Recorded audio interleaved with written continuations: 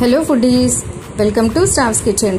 నేను ఈరోజు మీకు పూరి ఎలా చేసుకోవాలో చెప్పబోతున్నాను. దీనికోసం ముందుగా గోధుమ పిండిని ఇలా సాఫ్ట్గా కలిపేసి ఇలా 10 మినిట్స్ అలా పక్కన పెట్టుకోవాలండి.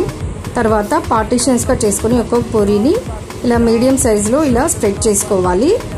మరి రోటీలాగా చేసుకోవద్దండి, పల్చగా కొంచెం మందంగా చేసుకోవాలి. తర్వాత స్టవ్ ఆన్ చేసి ప్యాన్ పెట్టుకొని ఆయిల్ వేడయ్యాక బాగా హీట్ అయిన ఆయిల్లో ఈ పూరీని ఇలా వేసుకొని ఇలా వెంటనే డిప్ చేసుకుంటూ ఇలా వెంటనే కలుపుకోవాలండి. అప్పుడు పూరి బాగా పొంగుతుంది. చూడండి, ఇదే విధంగా మరో పూరి చూపిస్తున్నాను. ఇలా వెంటనే ఆయిల్ని దాని మీద వేసి ఇలా డిప్ చేసుకుంటూ ఫ్రై చేసుకోవాలి. అప్పుడు పూరీలు చాలా, ఇప్పుడు చూపిస్తున్నాను కదా, అదే విధంగా పొంగుతూ చాలా బాగా వస్తాయి.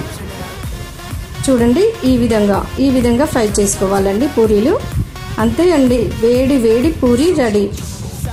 దీన్ని పూరి కర్రీతో కానీ చట్నీతో కానీ ఎలా సర్వ్ చేసుకున్నా చాలా టేస్టీగా ఉంటుంది. Thank you for watching.